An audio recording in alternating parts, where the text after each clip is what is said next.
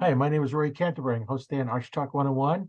I have Ryan on the line with us, and obviously he's a passenger in a car, so where he's at, it's kind of dark, so we may not be able to see him too well, but we'll at least get to talk to him and just kind of talk about what his adventures are in archery, and we'll just kind of have a lot of fun talking archery. So welcome to the show, Ryan. Thanks for having me. So why don't you introduce yourself and tell us a little bit of your background? Yeah, so I'm Ryan Tervort. I got my start in the Midwest. I now live in Colorado, but I got into bow hunting when I was a kid there, and completely fell in love with it. Haven't been able to put the bow down since. Uh, I was a guide for a while, and now I've been on a couple other TV shows. Now I actually own a partner owner in my own TV show, Extreme Backcountry Outdoor Adventures. Our big thing is getting youth, veterans, and everybody out hunting. We love hunting ourselves, but we also a big part of what we do is taking others hunting. Yeah, that sounds really interesting. It's always nice when you get to take a new person hunting and get to watch all the excitement of their first hunt with them, and it brings you back to your first hunt and your first kill. All that is just exciting watching somebody new go through that and experience it. Oh yeah, it is. I mean, I get, like I said, I love every minute of it, but being able to take somebody new out, like a kid I took out last year, I mean, he shot a small buck, but it was his first big game animal. And, we were all high five and cheering. He was trying to reload his gun afterwards, dropping shells all over the place, and it's like, we had to talk afterwards, it wouldn't have mattered if it was a 200-inch deer laying over there versus what it was. It meant the same, you know? Right, right. Yeah, so we'll get a little bit more into some of those hunts because those sound like some interesting stories. But how did you first pick up your first bow, and what made you start that? Um, well, actually, when I got it as a Christmas gift one year, I hadn't really, didn't really have anybody in my family that archery hunted a whole lot. Um, but I got a bow as a Christmas gift the one year, and I'm like, well, hey, I'll give it a try. And from first couple of arrows, I just fell in love with it. I think I was like 9 years old when I really got my first hunting bow. Of course, you always have the kids' bows you play around with before then. Right. But I had my first hunting bow then, and um, got good with it, started working with it. Took me a few years before I got my first deer. I think I was 13 or 14 when I got my first deer with a bow, and uh, I've never looked back since. Like I said, then I started researching into new technology into bows and bought my first one myself. And then just kind of gone forward with it and looking through the different technologies.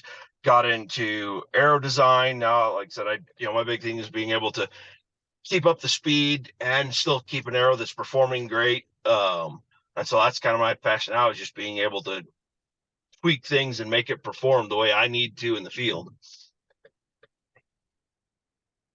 Yeah, that's always is kind of the interesting part. Sometimes you can, play around stuff, try different arrows, try different weights. And a nice thing about, when you fletch in your own is you can make it look like however you want. You Yep. can put wraps on it, you can do your own special colors, whether it be in veins or feathers. I'm more of a traditional on the fletching. I still use feathers. I started at feathers in the 60s, and I just like shooting feathers. But there's so many different options out there for those that shoot in veins. When I Oh look at yeah. those, like, when I first started, when plastic veins started coming out, you pretty much didn't have much choice. And they weren't very flexible either. They were really hard and brittle. Yeah, they're real hard and brittle. Like I said, I remember, the first carbon arrows when they came out, the setup on them, it was, the glue didn't hold great on them like it did on the other arrows, because none of the other stuff had changed yet. It was just the Right. shaft was changed. It actually cost me a big buck. Had one that the glue didn't hold, and a vein came off in flight, and ended up the arrow just dove and slapped him in the side. Oh, And so, seeing the difference of how things have come along, the adhesives and the change of knowing what you need for the different shafts is all different. I shoot recurve as well. I've never gotten into big game too much with it, but I do a lot of small game. I'll go pheasant hunting with my recurve or rabbit hunting and things like that. Yeah, that's kind of challenging to go after a pheasant with a bow and arrow. Oh yeah, it was a lot of fun. When I was guiding in Iowa, and the guys I was taking out, they're like, "Well, why don't you ever pack?" I'm like, "No, no, no. I'm here to run the dogs, take you guys." And this one group one day, they're like, "Well, we want to see you shoot something." I'm like, "All right, fine. I'll." So the next morning, I show up with my recurve, and they all looked at me, "Huh?" I'm like, just don't worry about it. I ended up getting my limit that day as well with the recurve. Yeah, sometimes I have trouble doing that good with just my shotgun, Of course, that was back in the day when Iowa had high pheasant numbers. And, well, living there and watching the decline, it was really sad. I know they're coming back now, but it was really sad to see where they're everywhere to pockets here and there or nothing. Yeah. Yeah, I know here in Nebraska, there when I was a kid, there was, a lot of pheasants go out, and you hardly ever see many turkeys. And now I don't hardly see any pheasants, but I see turkeys in the cities and everything. Yep. I work in the city, and we're about 103rd between Pacific and Dodge. There's a place there that I see turkeys. One day the traffic all stops, like, why does everybody stop? Then I notice inside turkeys are moseying across the road, and everybody stopped, let the turkeys follow, go across the road. And it's I kind of remember a lot of pheasant hunting when I was a kid, but now I'd rather go sit in a tree stand for deer than I would walk fields and walk fields and walk fields and maybe get my 3 pheasants. Right. Yeah, it was a lot of work, but yeah, definitely was a quite a change for me for the hunting difference coming from the Midwest out here. I mean, I was born in Nevada, so I grew up a little bit of it, but got used to the tree stand hunting and that stuff. And then coming back here, where pretty much everything's spot and stock, which I really enjoy. Like I said, there's little thrill better than spot and stock for mule deer in the high country. Oh yeah, it's yeah, a lot got to be in shape, a lot of walking up and down them mountains. And Oh they're yeah. it's not an old guy sport.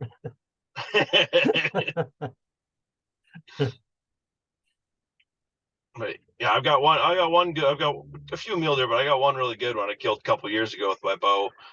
It's the 180-inch full velvet. Yeah, I've never shot one in full velvet. I've never really been out when I was hunting and doing it, because generally here in Nebraska, by the time September rolls around, they're pretty much not in velvet anymore, and so we don't really Yeah, see much of that. yeah, we get usually it's like the first 2 weeks of season, they'll still be in velvet, and then the rest of the season, yeah, they're out. But we usually always are hunting that first week or so. So we get a chance. They're usually, like I said, that year my son killed one, like actually the day after I killed mine, and his was out of velvet, but mine was in. So it's just kind of a depending on the individual buck and where you're at. Yeah, I know I don't like to get out real early season. And now's our starts September 1st. You start the 15th, and it's still sometimes too hot. And when it's that hot, it's kind of hard to get out there, because if you don't get to the deer right away, it's not going to be any good. And I hate killing one and letting it go to waste because I couldn't get to it quick enough. Right. No, that's totally it. And that's, usually we've had a few warm times here, but usually where we're hunting at, we're getting down into at least the 20s and 30s at night and only getting up, 50s to 70s during the day. But we've had some times where it's down in the teens and only getting into the 20s or 30s for a high during that time of year.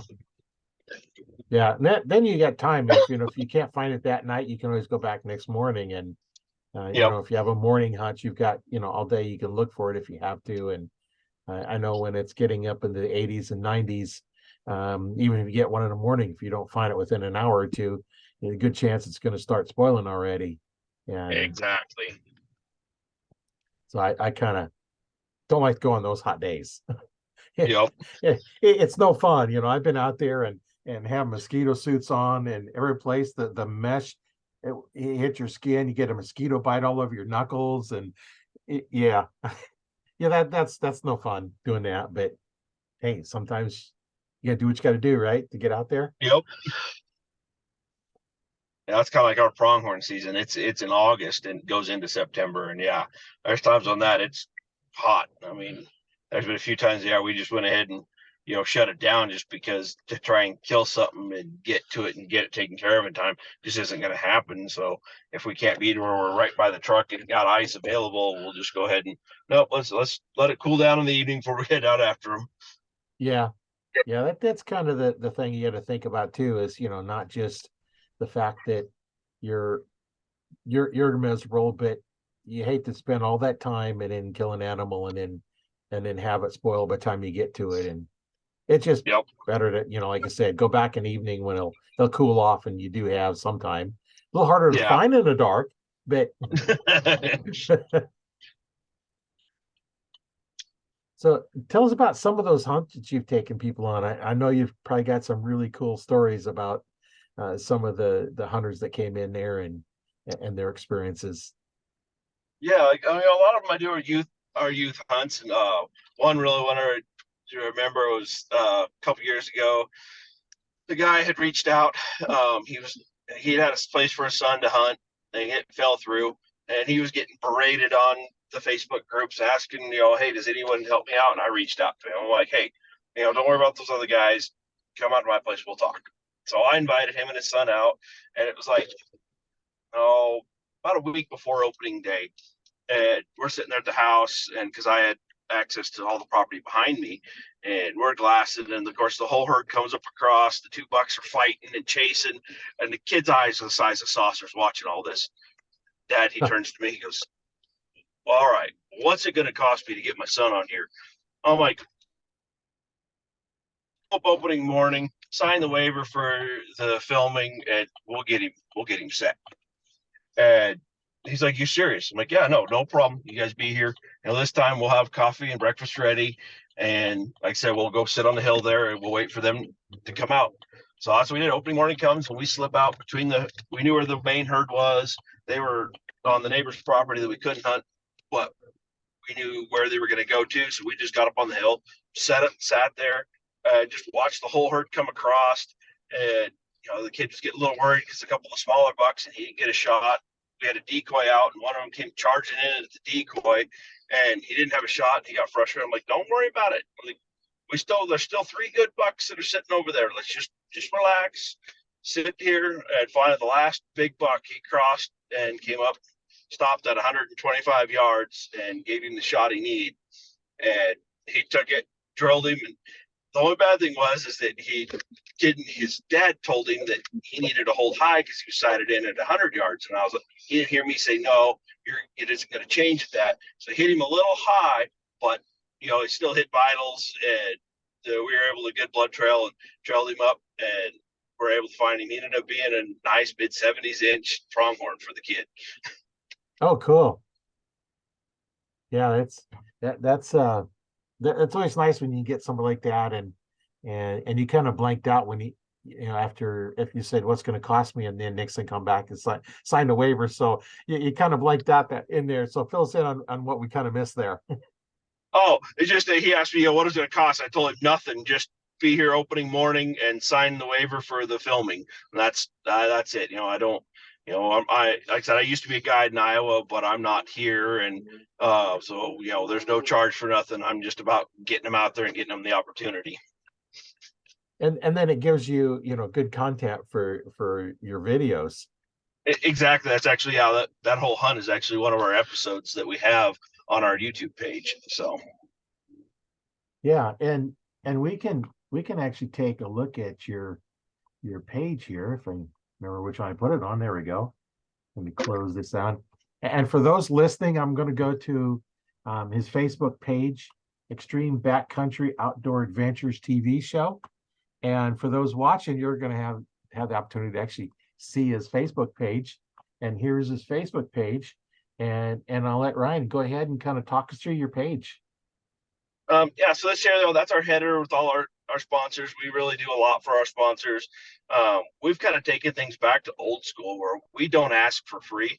We see the sponsorships as a partnership. And so most of our sponsors give us a really great discount in exchange for the content we get and the promotion we do. We've had a few sponsors that we did enough for them that they came back to us and were like, hey, you know what, you guys are doing enough for us. We want to give you free stuff. And so, we're taking it back to that old school, how things used to be, where, it wasn't about paying tons of money or everything demanding free. It was you earned what you got. And that's what we Right. want to see this go back to. And so we go on there, like I said, we post on there. We have posts from all of our staff members. We have staff members from all across the country. And so as they're out hunting, they send us, mainly I'm the one that runs the Facebook. So they send me over the content and I put together the ads and our posts and put them up. One of our other guys, our lead guys, we send all the footage to him, and right now he's doing all our editing and that stuff for us and getting the videos put out for YouTube. And so that way we can have content. Like I said, we got a few this fall. We got some pretty good episodes coming up. It's still on the editing room floor, getting some stuff put together. So most of our stuff is all still from turkey season, but we'll have here shortly some new episodes coming out. Yeah, it takes a while to edit some of the videos. I know I create videos on YouTube, and what I'm finding is if you shoot for an hour, it takes you an hour and a half to edit the video. Oh, So exactly. Because you got to go through and find those gym little pieces that work and then seam everything together. And, we've had all our staff, we're telling them the best thing to be able to film it is MP4 format.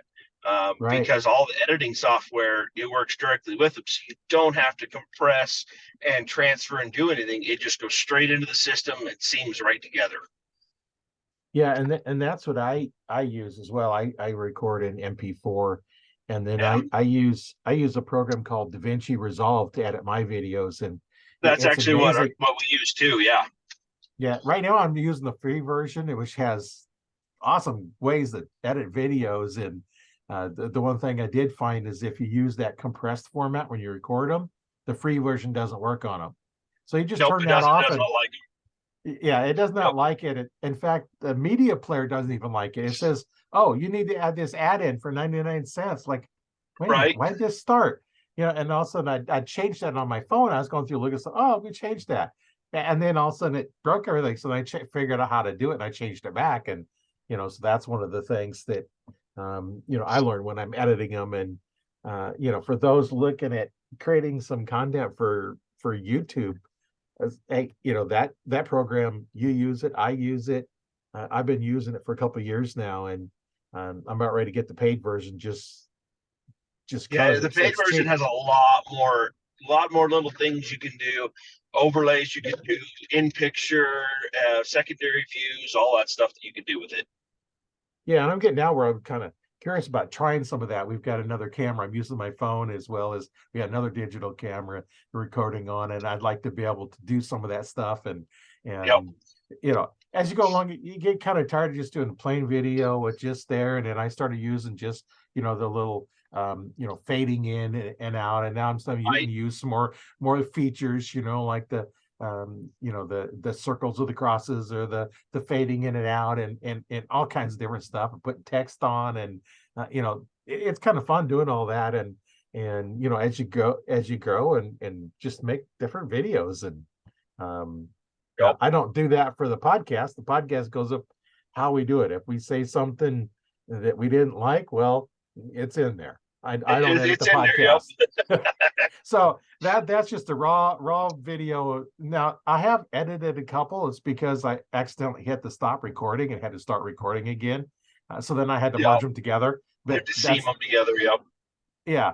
And then I'll upload a YouTube thumbnail, and they're all the same. They kind of look like my background here, except it's the wording across the top, is all there to give the episode number, and then down below it'll be, like the interview with whoever I'm interviewing at the time, or whatever the podcast is about. So, it's kind of fun. So, anybody's been thinking about doing something like that, hey, do it. It's a lot of fun, and don't worry about making mistakes. My first video was, probably not very good, but they all start that way. Nobody watches your first video anyway. Yeah. But yeah, then the other good hunt I had was this year actually. I got to take. He's actually on our staff now. We ended up adding him to our staff, but I actually took a disabled veteran on his first ever elk hunt, and unfortunately, we didn't get one. Uh, but we still had a lot of fun. Had a great week. Couple days in, we actually got the elk bugling, and I had a real nice bull coming in, full bugling, and I had to try not to laugh because I had him set up down in front of me, and I'm setting up the cameras, and I'm calling, and this bull bugles back, just boom, fire, fire, right back at us. And he's trying to get an arrow out. He's shaking so bad that he about dropped his arrow out of his bow.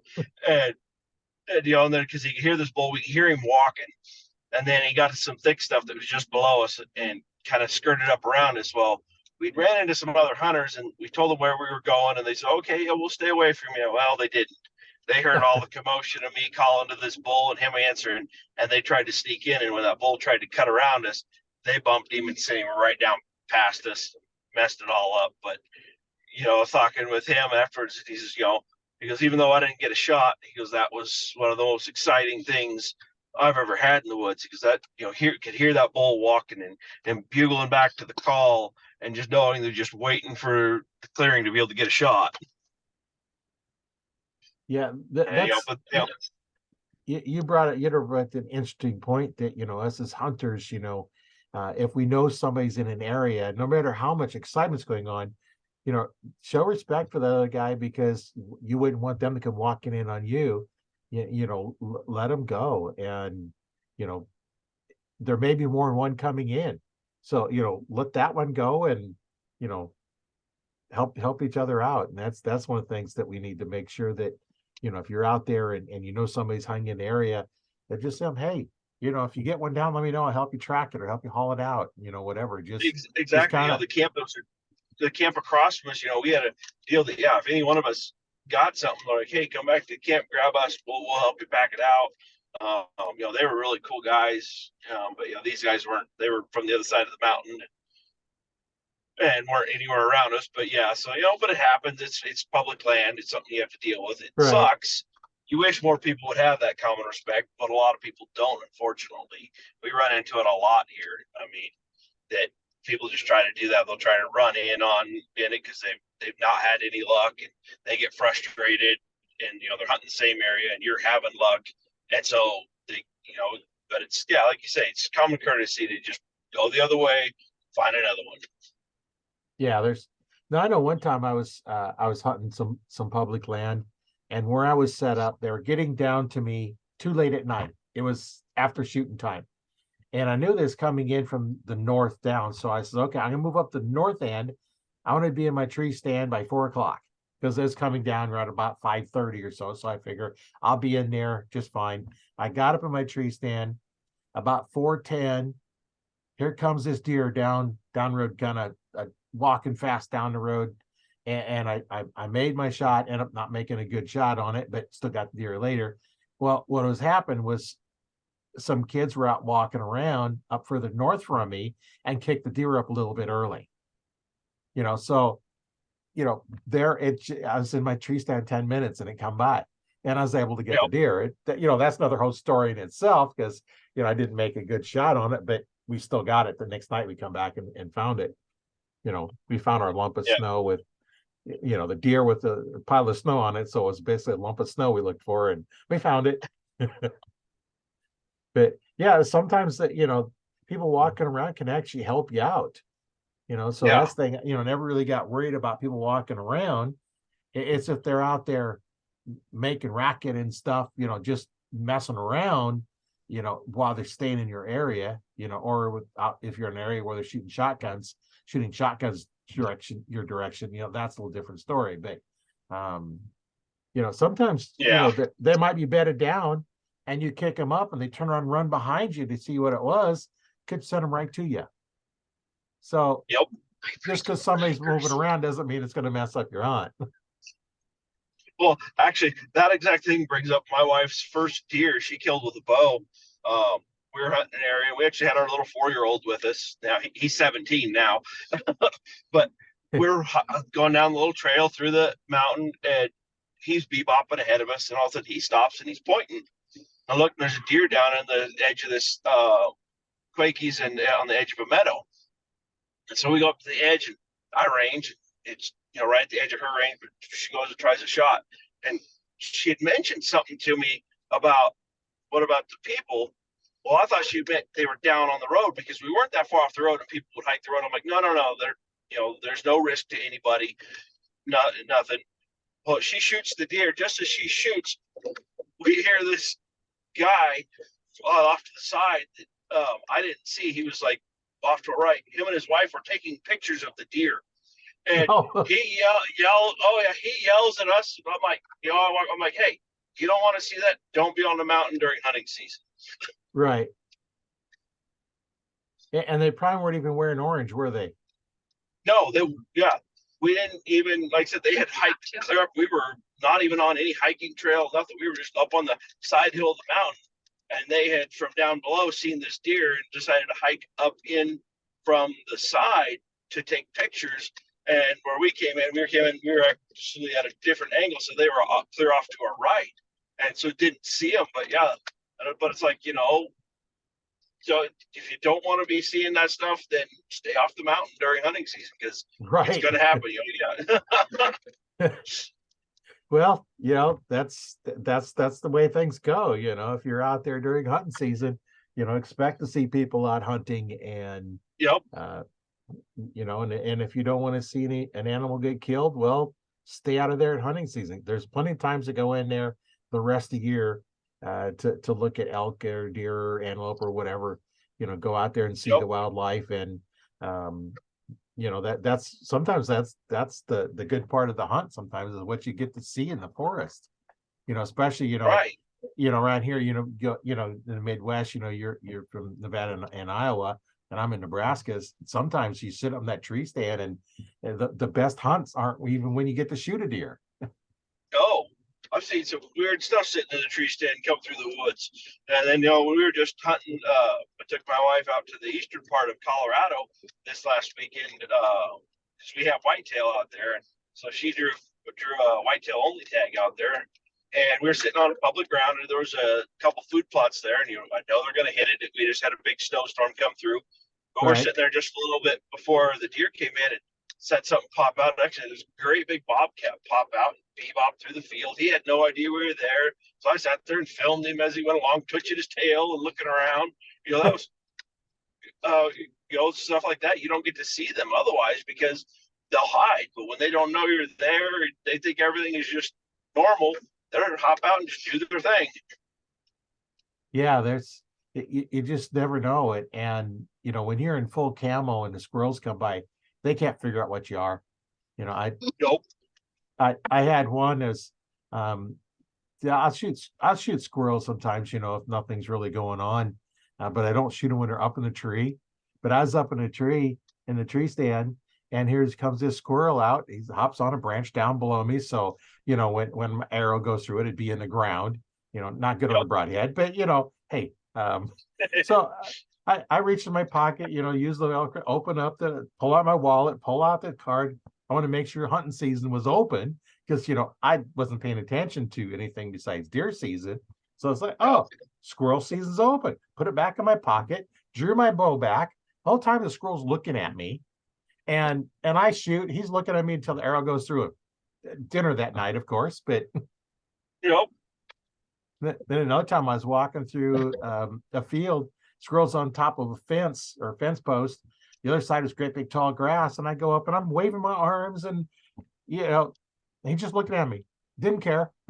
I just kept walking on because I'm not gonna waste an arrow. If I can't at least recover the arrow, I'm not gonna shoot that into a big tall grass field. Right. I'll never find it. Squirrel wasn't worth that. Now for a deer, that'd have been a little bit better reward for the loss of the arrow. Yeah, exactly. I was like, that on that hunt with that veteran, we were sitting there on a drainage where there had been elk moving through, and we decided we were going to sit for a little while.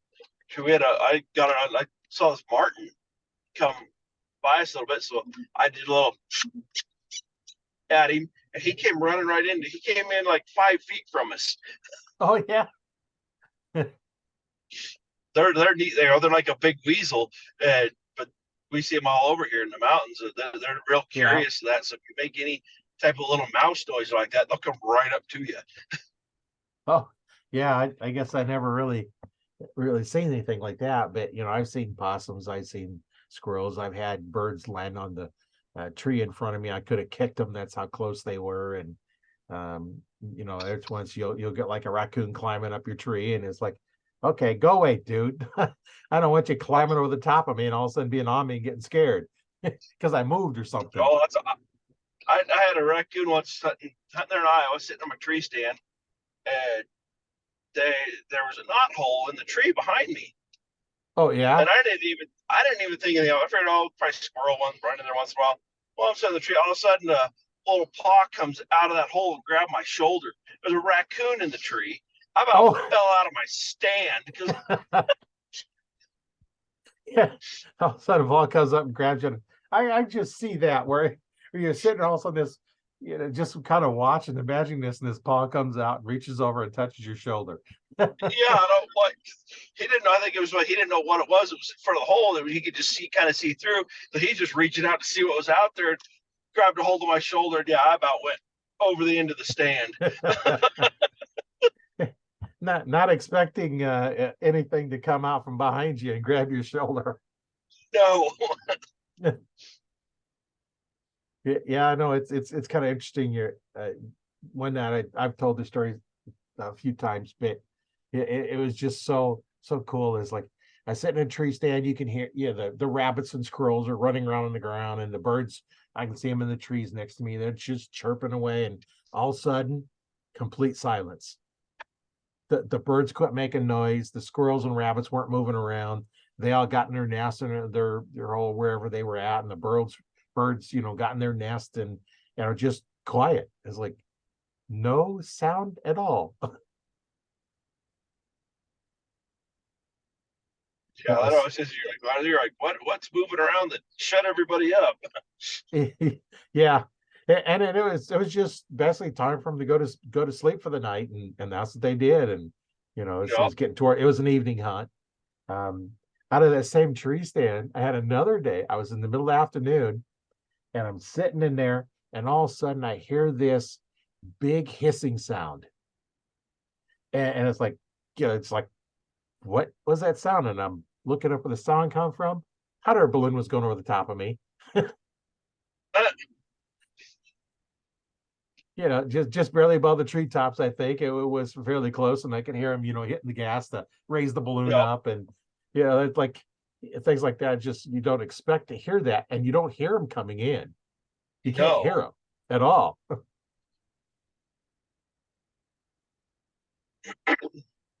So you guys run a lot of trail cameras, or where We you're do at, run or some, yeah. You know, out here it's a little bit harder to just because a lot of our stuff's public ground, and but we do have a few trail cameras. Like I said, when we're setting up for camp, we want to see what's running the trails. We'll go ahead and put some out, or especially for wallows and things like that to watch, figure out what time they're going to be coming around and doing things like that. We'll go ahead and put a trail camera out to watch those areas and get an idea of when those bulls are coming in and hitting the wallows and how often. yeah, it's kind of nice to have trail cameras. I never had them until just a few years ago, where we started putting trail cameras up. But man, you Yep. can learn a lot about the area. I got one area that I discovered is like, okay, there's no reason to go there unless you're hunting at night, because there was just nothing Right. really coming through during the daylight, and Yep. then it just, and then where they were coming through, and it's okay, they come through this area right before shooting time, so you can't shoot them there. But if you set up so once they get in the field, now then you have a chance, to figure out where they're Right. going, and that's one of the things you could never really tell where they was really going to end up. But you'd see them walking through back and Well, forth, that's kind and of like out here, run trail cameras for the deer and that. For mule deer, it can be kind of hard right. unless you really find a pinch point where they're because they'll pick the different path in and out of the fields all the time. Like I said, elk will use it a lot, like I said, for the wallows and stuff. But to just generally try to watch things, it could be a little bit difficult because they don't run the trails in and out of things quite like whitetails do. You'll always see them in the fields, but they may exit and enter from totally different areas each time. Yeah, they're more of a nomad type of a deer, Exactly.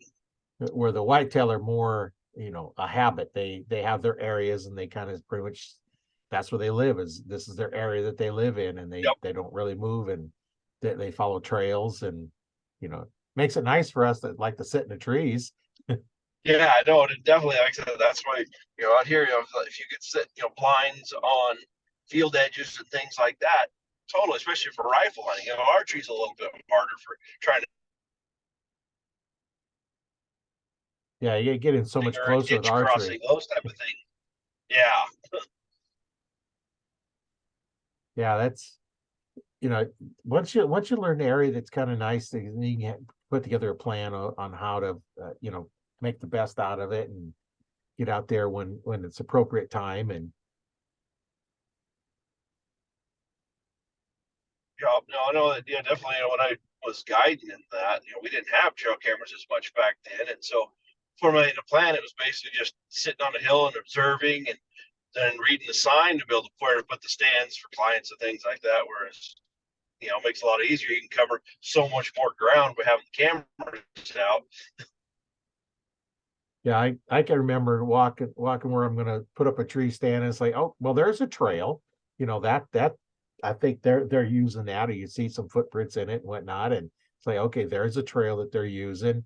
And it's like, okay, where's a tree that I can get into that is going to be um close enough to get a good shot, but not so far away, or not so close that they're going to get seen. And I like to set up the trees to be 20-yard shot.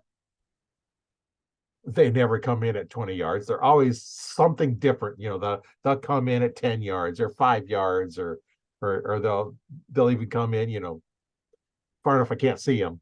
When you're in a forest area, you can't really see very far, but that it's kind of interesting. Yeah, you set out a plan, and they don't know the plan, and they don't follow it very well, do they? Right? Yeah, like that's when I was guiding my cousin, and I put him. It's a new property we got, and I scattered out. So I put him in the spot where I knew where the trails were crossing, and I just went up the one finger ditch and said, "Hey, I'm just gonna get out of your way, climb in a tree, and see how the night goes." Well, I wasn't sitting in the stand very long. A couple some does came by and went straight for him. I'm like, "Sweet, he should get to one."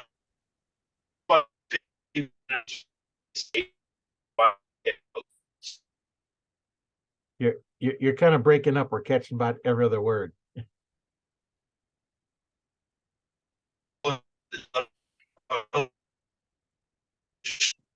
It's better now. Um, not sure. All I heard was better now. Oh, Problem. yeah, I think I had a spot there where was going to lose the signal, but Yeah, I know you get some of those areas that they just don't come in too well, and they kind of break up. I know coming into town, we have one area that we lose our phone every time we come in, right by the post office coming into the little village. It'll be going along, and all of a sudden, like whatever you're using on your phone, if you're on the internet, it's going to drop you. If you're on the phone, it's going to disconnect you. So we get there, and obviously Ryan had a spot there where he lost his signal. So maybe he'll join in here again. Gets a little bit better spot. Traveling in your car, trying to be on your phone is can be different at times. But yeah, there's a lot of good stories. We all have stories talking about the different things that was going on, and hunting, and we all have some kind of cool stories to tell, and that's always the cool part.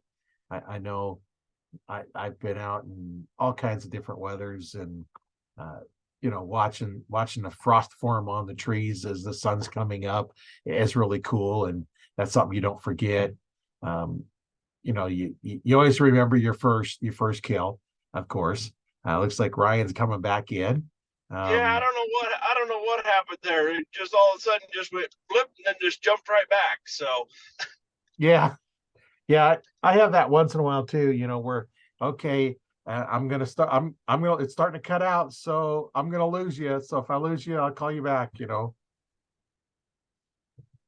but no, what I said is like I said, set my cousin up in his tree, and I just got out of the way up another one, and a bunch of does and small bucks came by real early in the evening. Went straight down to him, and I said, "All right, well, he'll get a chance. Good, and I'll just sit here till dark, and then I'll go check on him." And Yeah. like 10 minutes later, real nice 8-point comes by, and he came by so close to my tree that I was shooting straight down on him, and the arrow literally went through the shoulder blade, through his heart, and stuck in his brisket. That's how steep of an angle it was. Oh, yeah, that's a steep angle. Yeah. I try not to make those because they're just, not the highest percentage shot, but when you make them, they're real deadly shot.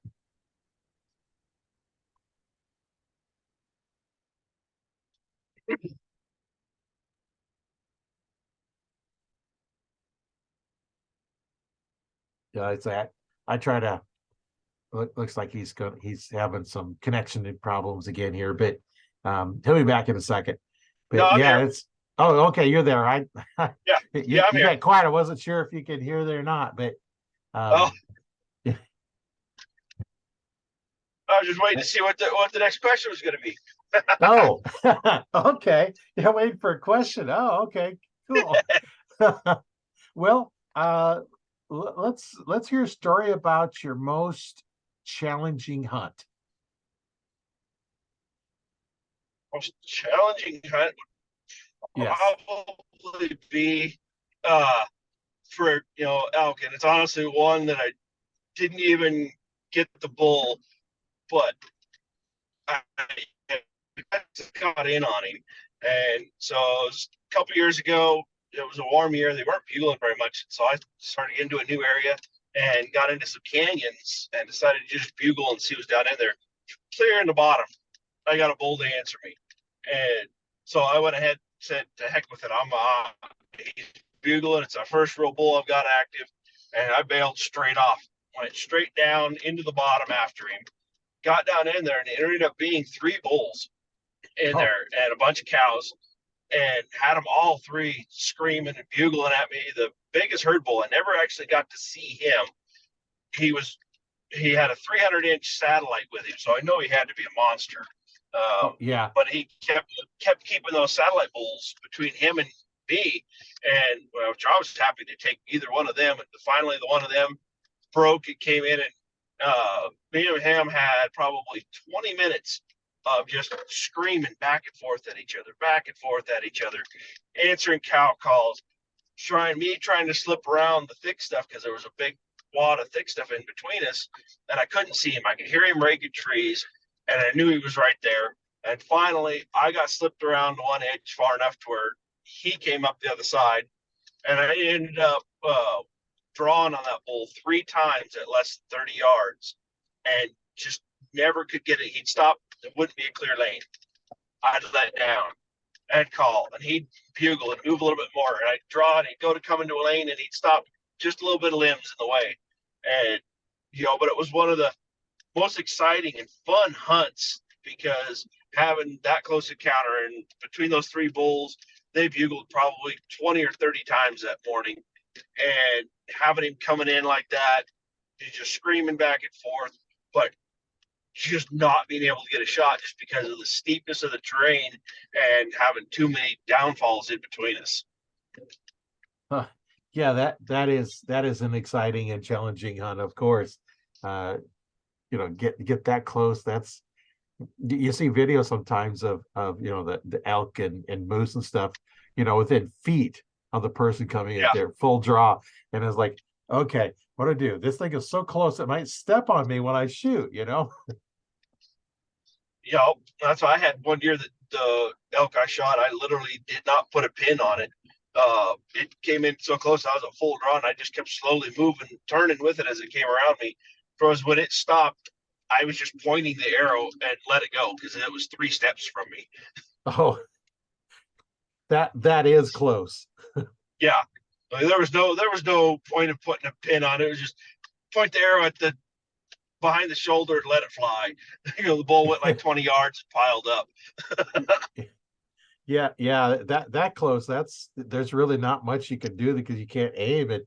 A lot of people don't realize that distance what pin you'd have to use anyway. Right. It's literally just put everything on there. And I was always like, looking through my peep sight, and that's all I could see is the portion of the side of him, and all my pins are on there. So I just decided, all right, well, okay, point right there. Yeah. The little smaller ones that we've talked about this a few times, those really close ones, those 5 feet one, you can't use your 20-yard pin. No. You're gonna have to use your 60 or 70-yard pin at that range. And then when, people, it's like, why would you have to use that? Well, then when you think about it, your arrow's down by your mouth, but your peep and sights are up by your eyes. So you're starting off really low. With the same thing, with any projectile, it starts off at one level and it's going to rise and then drop. And so the bow, it might be using your 70-yard pin at 5 feet, but then by the time it gets to 10 yards, your 20-yard pin is so close, and in 20 yards and 30 is dropping. Well, then where is it at 7 yards? Which pin do you have to use there? Because it's not your 20, because it's somewhere between your really long range and there. So that's where shooting at the different distances really, can help. But when you got that big of an animal, it doesn't matter. No, I mean, your kill zone is a 2-foot circle. I mean, so it's put it in the middle of it and let it fly. Right.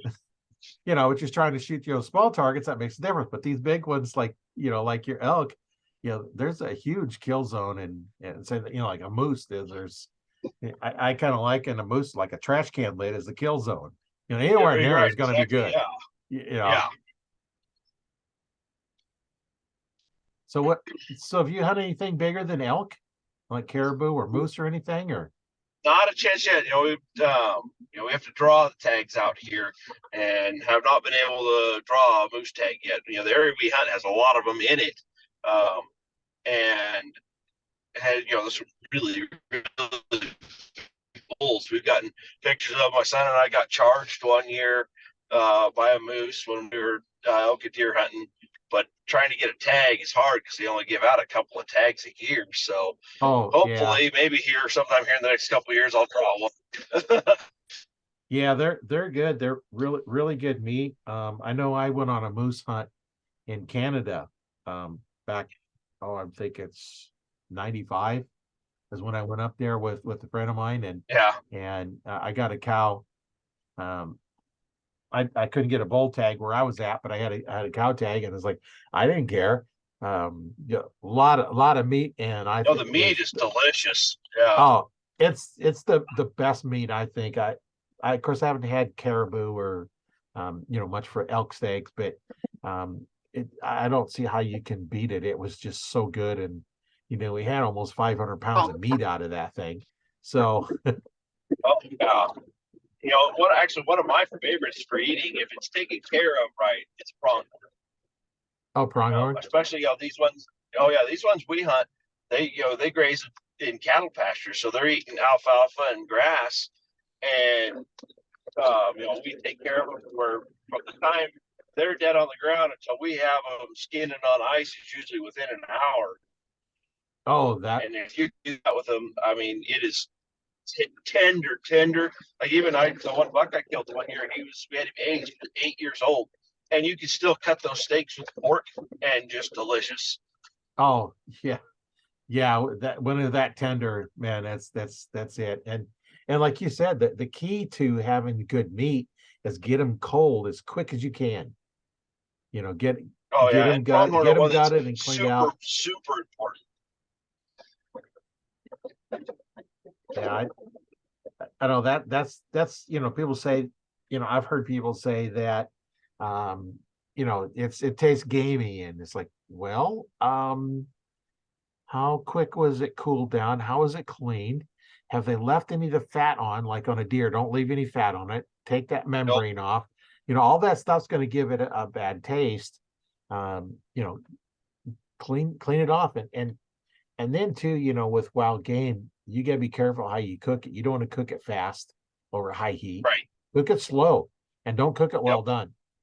well done wild game is going to be tough and not very good. But the best way to do it is when it's just cooked and it's still nice and pink, and once it starts turning brown, it's overcooked. Yep. Yeah, no, I was like, 2 to 5 between on the steak, 2 to 5 minutes aside, and that's it. Right. And if you like your steaks really thin, then it's maybe a minute on each side.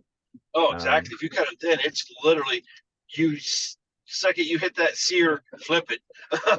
Yeah. And that's some of the, probably the best meat. Well, I had one time when I was at a restaurant, one of these high-end restaurants down in Missouri someplace, and you go in there and they got the black curtains on, out covers over the tables, and they have somebody running the pass and everything else. And I ordered I think a filet mignon medium rare, and that thing was probably an inch and a half thick, and it come in and there's a brown edge around the outside, and the inside was perfectly medium rare. The and that was for a steak that you buy at someplace. Yeah, that was really good. Most places don't know how to cook steaks, but probably Right. the best and most enjoyable I had one was deer, the tenders. I took them out, I threw them on the grill, and I go out there with my fork and my knife. And, on tenders, I always taper down. So as the tip looked like it was getting done, I put the fork in it, ate it, put the fork in it off the ends, and as it got a little bit, I'm eating it right off the grill as it's getting perfect condition. I'm eating it. It's like I can watch it getting ready. It's like, okay, that's ready, cut it, eat it. Nothing on it, just meat. No salt, no nothing. It's right off the grill. And man, that was so good. And until I went to that high end restaurant, I'd never had a steak of any kind, any place. Even places that pride themselves on steaks. It's like, okay, yeah, give me a hamburger. This is too hard to eat. Right. But that was one of those restaurants that you go in and they're not listed in dollars and cents. There's not even a dollar sign. It's just a number. Yeah. You have the description, what it is, and a number. And my wife said, there's no prices on here. Yeah, there is. But you go to restaurants, and it's like $24.99 or $12.99 or something like that. No, this was like 35. This was many years ago. Now it's probably just 50. But it's like 35, and that's $35 a steak. And at that time, I think that's what it was. I know two of us we ate, it was like $100 for the two of us to eat, and this was in probably close to 10 years ago now. Yeah. So you can see that was a high-end restaurant. Everybody comes out, it's all just saying, and you can see the guy at the Passion, like you see, in the Gordon Ramsay restaurant stuff. There's a guy that they cook it and then they check it, make sure it's good, and then before they send it out. Not like a lot of restaurants where they cook it, give it to the the waiter or waitress, and they bring it out, and how it is how it is. And we went to one time where supposed to be known for their steaks. We sent it back twice, and the third time we still couldn't get it right. So it was forget it. Never went back. Yep. When you send a steak back 3 times, wrong 3 times, is we use the thermometer. Did you stick the thermometer in it before you rested it or after? Because it always gets cooked more. If you rest it, it's from when you cook a steak for 3 minutes, you rest it for a minute and a half. You're supposed to rest half the amount of time that you cook it for.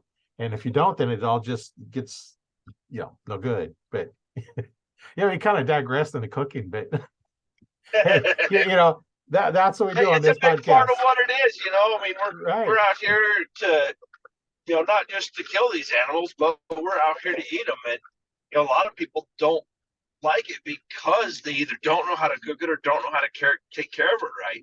And it's like, taking those extra little bit to make sure it's done right. And it is some of the best eating out there. Right. Yeah. And that's, that's why we do it is, says we know how the food was treated, where it was at, how it was processed. And I say, I don't normally process it myself because now I know how it was prepared. I know it is my meat the animal that I killed, you take it into the butcher's and you can't be guaranteed that it's your meat you're getting back. Right. And that's why You know, I do everything myself. right? We have a great big grinder set up. I've got sausage attachments and everything for it. So that's what I spent yesterday cutting up my wife's deer, get it all broke down into stuff where I can grind for burger and all the steaks ready to package. But yeah, I've been doing it for over 30 years, and I've never had one I've taken anywhere. I do everything myself. Yeah. And even making the sausages and the pepperoni sticks and all that, you can do that yourself. Oh They yeah, have mixes. You go out and I did some pepperoni sticks one time, and I didn't want to put it in the skins, so I just squirted it out onto a tray, with some plastic wrap on it, or wax paper on it, squirted on a tray, stuck in the freezer, and got it froze. Well, and now it's froze, so now you can stick them in a bigger bag. As long as you don't put them in a refrigerator freezer, they'll last for a long time, and they won't yeah, all of a sudden form into one big mess. And then we could cook them, and once they were done, then that was how we would get them going, and then you can cook them up. And some stuff you don't have to cook because the seasonings will actually cook the meat. yeah. That's what usually I do. Use my dehydrator for. Actually, the last time I did some jalapeno cheddar sticks, and I just squirted it onto the trays into my dehydrator and cooked it that way. That came out perfect. Oh yeah. I one time we got um when I had the moose in the freezer, I think I had a couple of deer already, and I got this one deer. It's like, okay, I have no room in the freezer for it. And so we ended up taking the whole deer. It lasted about 2 weeks because I made jerky out of it. And how I'd do my jerky is I'd get a sauce that I discovered from when my one cousin got married. My other cousin made this beef brisket, and I figured it's just regular beef brisket. And I was like, oh man, this is good. How'd you fix it? Well, it's Claude's sauce out of, I think it's San Antonio, Texas.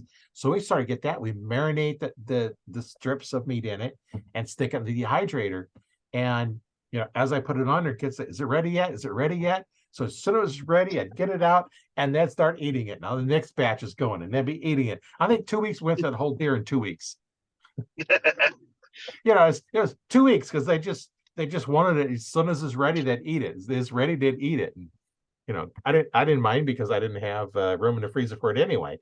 And Right. you the one key to keeping meat good is in a deep freeze that does not self clean. If it's a frostless freezer, you've got just a matter of months before the meat is bad because it'll go through all the freeze and thaw, freeze and thaw, freeze and thaw, and that's Yeah. what makes the meat go bad. And I know when I had my moose, it was probably 5 years later, I found some moose at the bottom of the freezer, and I pulled it out. Nothing wrong with it. It was perfectly fine. And Yeah. So if you got it's great. Yeah, it'll last. yeah, if it's froze and never thawed out, nothing's going to change on it. Nope. Yeah. In fact, I've heard stories where they found, you know, wild animals frozen in the Arctic and ice thawed enough, and the meat was still good because they've never thawed. Yeah. So, that's kind of the key. And I'm not sure how many know that going through that freeze thaw cycle is what is going to wreck your meat if it's in there for very long.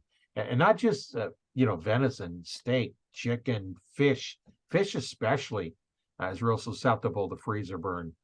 And Oh yeah. I think probably the best way, if you're going to keep fish in a regular refrigerator for a period of time, um, encase it in water because the water is going to protect it from thawing. Now, of course, you have to thaw it out. It's going to be really watery, but it might change the texture. But either that or just eat it up quicker. And Well, see, that's what I do. Actually, small game is I actually before we get enough to be able to do our big packages, I'll put it in freezer Ziplocs, but put it in water. That way, it encases it, and then it won't. The lighter meat won't freezer burn at all. right, yeah, that's a good way to do it. Wrap it in and then freeze it in water. I know when I've wrapped my meat, what I normally do is I go to like Sam's or place like that, get the plastic wrap, the commercial grade plastic wrap. It's like twice as thick as this, like the saran wrap that you buy. That's really thin, hard to work with. And I'll wrap the meat with that really tight, get pretty much all the meat, the air out of there as I can. And I'll take butcher paper and I'll wrap it up with butcher paper, and then I'll wrap it again. And I've had, like I said, meat last for 5 years easily in the freezer, being wrapped that good. And you pull it out and, it thaws out a little bit. You take the plastic wrap off, and because it's the thicker stuff, it comes off a lot easier. We used to do it that way. Yeah, we now do with the vacuum seal. So we wrap it first in a plastic wrap, where we have these special baggies we'll use. We'll put 1 or 2 layers of that in, and then put it into the sealer. And as long as you get it sealed, get all the air out, it'll last just fine. Yeah, we've had stuff that 3-4 years old and still perfectly fine. Yeah, what I found when I started, I didn't wrap them in plastic first, and then you get some of the juices start sucking out of it, and so I didn't do a lot of vacuum sealer. I've got a vacuum sealer. In fact, I'd get a second one because the first one quit working. But I use that for quite a bit too. And then here a couple of years ago, we got a freeze dryer, so we're able to go through and freeze dry a lot of stuff. And I haven't really tried too much on meat on that, but you're supposed to work good on that. But nice thing about that is, you get it set, and then if you put it in the Mylar bags with the oxygen absorbers, that's your 25-year storage. You see advertising a lot, these buckets of food, it's gone through a freeze dryer. That's all it is. And, I've done that, scrambled eggs. My son has got chickens, so we get lots of eggs from him because he's got enough. He probably gets during the summertime a dozen eggs a day plus duck eggs and everything else. So I've gone through, put them in a freeze dryer. You can either cook them and put them in there, or you can do them raw and then powder them up, and then the powdered eggs and I've reused them, and you cannot tell those rehydrated ones from the fresh ones.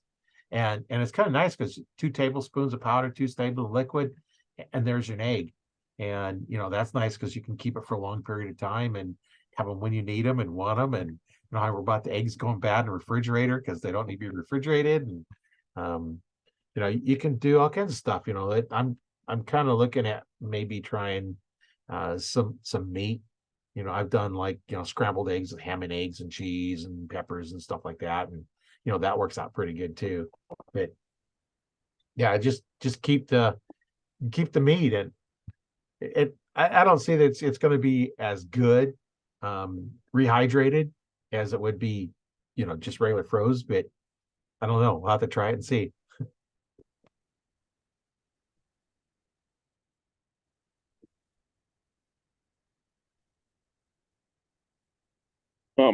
Heading in the house now, so Yeah, I seen you out moving around. Your voice kind of cut out and then back in. So now you're in the house, I have a little bit better reception, hopefully, right? yeah, I'll hook to our Wi-Fi. So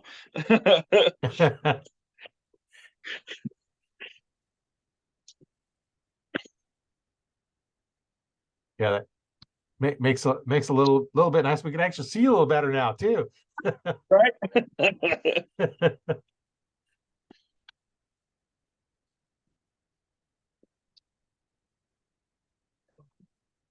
But yeah, that'll be a little better now. So Yeah, won't be cutting out quite so bad. no, yeah, exactly. Without the moving down the road.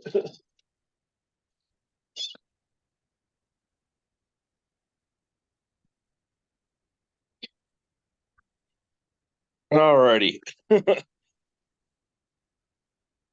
Now that you're all situated back in the house, we can nice background. Now you've got the turkey fans mounted, and you've seen some deers was walking in, and Yeah, that's my big cool builder. stuff Yeah. right there.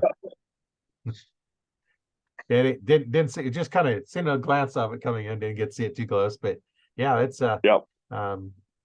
you got several turkeys back there. Oh yeah, that's actually the one in the middle is Eastern from Iowa, and then the other two, it's my Merriams and my Rio from here, because we have both species here in Colorado. We have Merriams and Rios, and so the only thing I'm missing for my Slam is an Osceola. And you have any plans to go and getting that one anytime soon, or? Yeah, I was started looking into it and didn't get a chance to go this year, but hopefully next spring. If not, if we don't get a chance to go next spring, then the next after that, definitely, because my son will be in the Marines and he's actually going to be stationed down there in Florida. So he's already picked his stationing. So when we go down to visit, I'm like, well, I'm going to go down and go turkey hunting.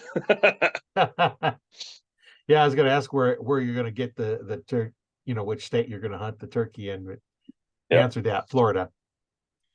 While your son's in the Marines, he going to get a chance to go out with you when you're turkey hunting there? Yeah, hopefully. I mean, we try to plan it when he has some leave and go down there, and so. So is he in the Marines now then, or is? No, he's a Marine Poolee right now, so he's Okay. 17, but he's in the DEP program, so he actually ships out June 3rd of next year. So And he's going to be stationed in Florida. What's he going to do in the military? he's actually going to go to aviation mechanics. Oh, that'll be a good career. If he stays in for his 20 or gets out, that's some good, good mechanic. Aircraft mechanic is not always easy to find.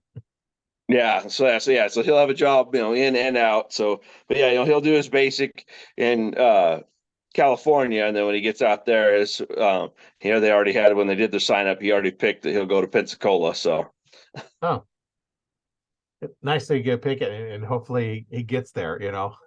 Yep. I know when I went in the Air Force, I purposely did not pick off it because I didn't want to come here. I picked everything north, and where do I get? Abilene, Texas. I didn't put anything in south. It was all north, east, west, and because I didn't want to go to Offutt because I knew if I got there, I'd be stuck there for a long time. And I lived around here, so I wanted to go elsewhere. And so I went to Abilene, Texas, Right. Nice Air Force Base, and I met a couple of friends down there, and I still talk with them once in a while. And here a couple of years ago, I actually stopped down and seen one guy's from New Orleans, and the other one's from Salt Lake. So when I was down to Florida, I drove down to Florida purposely for an event down there so I could stop by my uncle's in northern part of Florida and see him. He was 99 at the time. He's now 100. And then I went back, stop and see Jerry, a friend of mine in New Orleans, and made for a long drive, from Nebraska to, Florida is like 24 hours. But for me, it was worth it because I didn't want to fly. Yep. Yeah, not afraid of flying. I don't want to deal with all the stuff that goes on while you got to go through to fly anymore. Oh, I know. And then you kind of limited what you can take with you, because you go on the airline, you can't take this, you can't take that, and if you do, you got to put it in your check luggage, and then you got to hope it actually makes it there. And yeah, it was just easier to throw the stuff in the car and go. Yep, that's like when I went to Ontario to hunt whitetail. They asked me, wanted to set up and fly. I'm like, nope, I'm driving. I ain't dealing with anything with that. I'm just gonna throw stuff in the truck and drive up. Yeah. Then as you go through the border, you know what you can take in, what you can't take in. If you're going in, you're going bow hunt, then you got your bow. If you're going in rifle hunt, you got your rifle. Just don't try and take a handgun in Canada. Archery, and go with archery equipment. They're like, do you have any firearm? Nope. You just my bow. Like, do you need? They're like, nope. You're fine. Have fun. That's the end of it. Yeah. When I went up to Canada for moose hunting, I took a couple of rifles with me and just kind of declare what you got and come back. It's like, oh, here's what I shot. I got a moose and a fox, and like, okay. They didn't even check. I was like, nope. here's what I got. Like, okay, fine. See ya. They asked, and I told them what I had. Yep, and that's just it. If they, as long as it sounds like you're not hiding anything, they're like, all right, be on your way. Have a good time. Yeah, I think they've talked to enough people. They can tell when somebody's a little. Well, you can be nervous talking to them just because you're going through that. But I Right. think they can tell us like, hey, answer as the question is like, well, I got this, you know. Just go through and if you're trying to hide something, yeah, they're gonna figure it out. Yeah.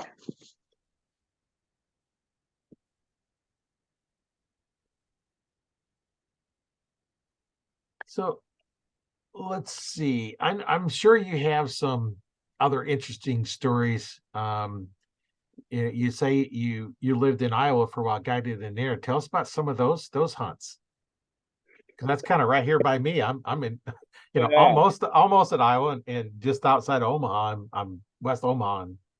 Okay, yeah, that ain't very far at all. Actually, we're in southwest Iowa. Yeah, down our main area was in Adams County, and sometimes there, that's big buck mecca. And I mean, that's one thing I do miss is just the amount of hunting I got to do there. I mean, there's a lot of opportunity for stuff here, but nothing's real close. I mean, for us to go and hunt here, it's a couple hour drive. But whereas there, shoot, those a lot of times I'd take, my hunting clothes, my bow with me to school, and on the way home from school, change it in my camo and go climbing a tree.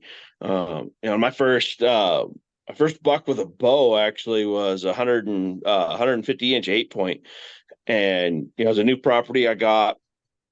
I set my stand up, got a chance to sit in it, shot a doe, and filled my doe tag, and then left it for 2 weeks. Sat in again, and it was actually the 13th of November. Knew the bucks were going to be chasing and that stuff, so got in early. Got well before daylight. Sat there, and right at daylight, had a little doe come up past me, and okay, well, it's kind of slow morning, but like doe this time of year, that's good. Then about that time, I hear this real soft grunt, and he'd come up from the river bottom, which was to the south of me. And literally the whole way, I couldn't see him, but all I could hear was just, arnt, arnt, arnt, arnt. He just grunted constantly all the way up through, came straight underneath me. And I actually almost passed him because he's got real tall brow tines. And the way he was sitting, he's looking at the ground, looking straight down at the back of his rack. He didn't look that big. But then, what I did back then is I'd carry the old film canisters with me, and I'd put cotton balls in them and put a few drops of estrus urine in. And when I get my stand, I'd pop the tops and throw them out for my stand. Well, he went straight underneath me, cut the crosswind to one of those canisters, and turned, spun. I stopped at 10 yards perfectly broadside with his nose stuck in that canister. And I'm like, oh my God, I can't pass this. So I drew back, let the arrow fly, and he literally ran out straight into the field, spun around a couple times trying to pull the arrow out, and ended up like falling on the arrow and rammed it clear to the front of his chest, jumped straight in the air, ran straight away like 5 yards, and just slid dead on the side in the middle of the field. that was an interesting story. I mean, I'm like sitting here looking around going, did anybody else see this? I actually had a buddy of mine who was hunting just up the field edge from me, and he goes, oh, I wish I had a video camera to video that. And it's like, now, video and everything is nice, but it'd have been great to be able to have that on video just to watch that. Oh yeah. I mean, I got down to go out to him, and once I got up to him, I realized what he was, and I'm like, wow, I'm glad I did not pass on him. He's a gorgeous buck. And I was actually, like I said, I was 16, and it was my first buck with a bow. Yeah, that was pretty good. I know there may be some that don't know what a film canister is, but when I was younger, they used to be metal and with a lid that screwed on, and then they went to plastic with a snap-on cap. And I used to do that, put cotton balls in there, and there was for 35 millimeter film. And little canisters, they're probably a couple inches tall, about an inch or so diameter, little normally black with a gray cap on it, and pop that cap off, put cotton balls in there, put scent in there, put it on there. And I did the same thing, except I wouldn't throw them normally. I just set them out so I could find them. I remember what direction they went. So yeah, it's like, I'm gonna just chuck it, just throw it, and like, oh, where'd it go? I don't know. It's somewhere over that way. I'd kind of place them so I knew how to find them, because I didn't want to go through a lot of those canisters, and now I think I got a few laying around someplace, but not too many. I think I got one or two of the metal ones someplace laying around, but I would use those because I'd probably do something different. There's other containers I could probably use, and Right. And of course, now now they got the little drag things, I think you can hang up. But shoot, back then we didn't have any of that, so you had to make your own. No. Yeah, if we wanted something, we made it, because there just wasn't anybody making all that stuff, and a lot of things that we had to do, we just did it, didn't think nothing about it, and now people are making money doing what we've been doing for years. Right. Yeah, I used to take to hang for a licking branch that the old cloth whisker biscuits that were for your silencers for your bowstring. Right. I would actually take one of those and dip it in it and tie it to a branch, or use that as a drag too. Well, you know what I do? I take a piece of hide and tie a string on it, punch a hole and tie a string on it, and I'd use that to put my scent on. I actually would keep on a mature buck, I'd keep the tarsal gland, and I would use that for a drag. Yeah. And then I could reapply scent to it, and yep. Yeah, it's like, why waste it? You might as well keep the hide for something, 'cause Yep. there are places that I know you can take the hide in, and then you take, how many hides, one guy was talking about, but you take the hides and then they give you a pair of gloves. You trade in, 2, 3, whatever it is, and they give you a pair of gloves made out of, deer hide or whatever it is, hide they're using, and you can tan them yourself. There's all kinds of stuff you can do. And I used to take and I made a little conduit frame around it, and I'd sew it to it and scrape all the stuff off of it, and put salt on it, dry it up, and and then then they'll last for quite a while. Then you can continue the tanning process if you want, or just leave them like that. But it's like, why throw it in the garbage? There's nothing wrong with it. Yeah.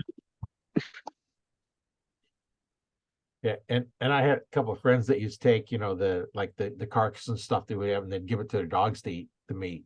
They'd clean the bones and stuff off and let them go ahead and have it, because there's some that you're not going to get scraped off, but dogs love to eat it.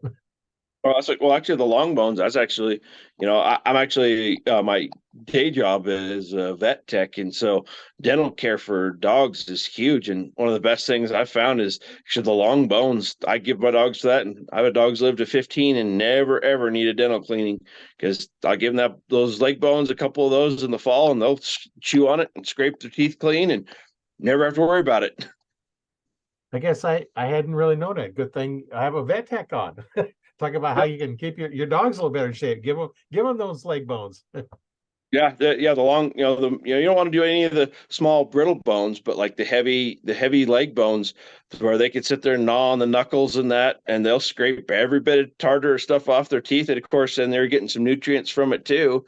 And it's, like I said, my hunting dogs, they'll grab one of those and go lay in their bed, sit there for 3 hours and not move, but just sit there and chew on it. Now, what about the ribs? Was that too brittle or something? Or yeah, ribs, you got to be careful, because they could splinter, and then you can end up, you don't want to have them to eat a whole lot of bone, because then that could cause all kinds of problems coming out the other end. Oh, well, that's good to know. I don't have a dog I'd be feeding it to, but it's kind of nice to know that, give them those leg bones, and keep. My son's got a couple of dogs, and I think that would be good for, I'll let him know that, in fact, he may do it, because he may listen to the podcast too. I don't know how much of them he listens to, but every once in a while he'll make a comment on them. But that's kind of nice to know that, that take the leg bones. And you can keep them in the freezer. Like I'll give them a couple, and then the extra ones, a lot of times I'll just keep in the freezer and either keep them for later, or sometimes I'll take them into work with me, and everybody will just divvy them up to take to their home to their dogs. The main thing is just don't cook them, because once they're cooked, then some parts become harder than their teeth, and they can break teeth. So that's why I like it when they're raw, because they're still soft enough that they won't break a tooth on it. Oh, okay. That's good to know. Now, is it just the upper part of the leg, or can you use the lower part of the leg as well? No, you can use the lower, like any of the long bones. That Okay. they're heavy enough bone that they won't splinter, and then they can really chew on them. Yeah. But that's good to know. It's like now it's not going to go to waste, because normally you just take and you put them in a trash or wherever, Right. and Yep. save your hides. There's, and if you don't want to save it, then find somebody that will take it, and take it, and so you're not letting that go to waste. The leg bones, that's not going to waste. Everything else is kind of going to have to, because there's really not much you can do with it, Right. that I know of anyway. There may be something. Hey, if you know what you can do with the rest of the bones on a deer, hey, let us know, because I'm kind of curious at what else you can do with them. So you're not just, putting them in a bag and then putting a bag in it and then throwing them in the trash or wherever you're taking them. And it's kind of nice now that, when you get one, I'll just have to let my son know. It's like, hey, we're gonna keep the leg bones, feed them to your dogs. Nope. Just don't cook them. And he's got a couple of dogs, and I think they'd appreciate it. And hey, it gives them something to do. And who knows, maybe it's chickens and the ducks will eat on it too. The dogs don't get to them first.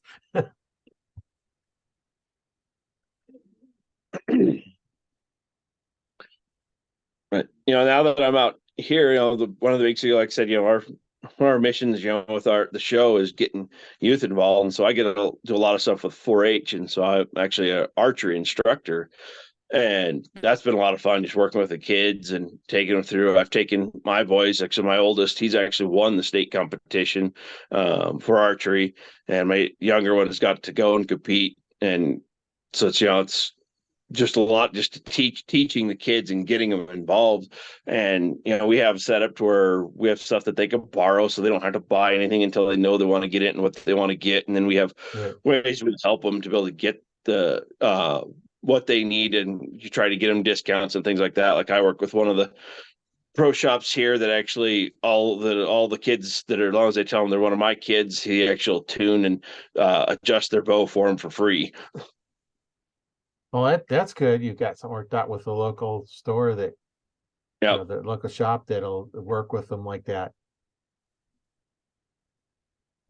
Yeah, it's always nice when you get them started and they don't have to go out and spend all this money just to get started, and then them not liking the sport. Because a lot of kids will go through all kinds of different sports. They'll do this, they'll do that. Next thing you know, and then go on to something else. And it's nice if the parents don't have to spend several $100s on a bow and then use for a week, and it's like, I don't like this. Right. No, that's what we totally tell them. And we tell them, like, come try it, come for a couple weeks. And then if you like it, then we'll help you get what you need. And, we have, Colorado is actually really competitive in the national level. We actually, our archery group that went to nationals, my son actually went for shotgun this year in the nationals. But our archery group from here in Colorado actually took second overall in the nation. Oh, that's good. Nice dedicated kids and some good instruction. Yep. And actually, we go to Grand Island, where they compete is in Grand Island there. So. Oh yeah, he coming halfway to my house. Yeah, we're there. That's in June every year. But they hold it there at the fairgrounds there in Grand Island. They have the archery there. I know, like at Donovan, they have the trap shooting there every year.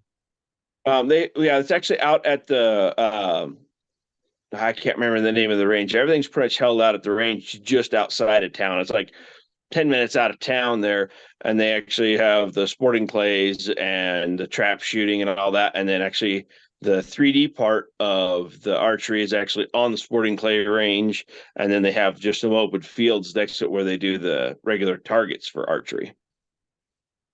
That's good. It might be the same place. Donovan is where they have. Heritage. Yeah, that might be. I can't remember the name of it. I think it might be Heritage. Yeah. Yeah. I don't remember the name of the ranges. I just know what's at because we just going out there. My son went out there, and it's kind of interesting when you have 2,000 or 3,000 kids under 18-year-old, from 12 to 18, carrying shotguns around, and nobody's paranoid. Yep. Nobody's afraid. these kids know what they're doing. And the same thing, with the archery, you've got however many go to that event carrying around bows. You don't have all these problems going on because the kids know what to do. That's the Oh thing. yeah, You they just actually have, yeah, and actually at the Nationals they have 22 pistol, 22 rifle, air pistol, air rifle, both recurve and compound archery, and the muzzleloader and shotguns. You got all those kids doing all those venues all at the same time during that week. And yeah, it's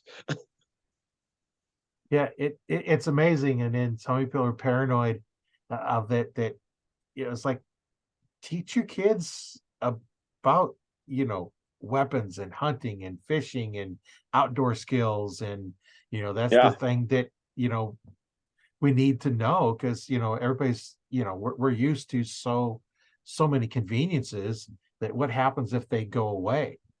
What are you right, going to do if all of a sudden, there's something going on and you can't go to the store to pick up your meat, to pick up your veggies, you pick up all your food. And that's why we go through and have a garden, and then we preserve it, how we're going to do that so we can have this good food later. We don't have to worry about going in and it's like, okay, there's a recall on this food because of some contaminants in there. It's like, I don't have that, but I didn't buy it at right, the store.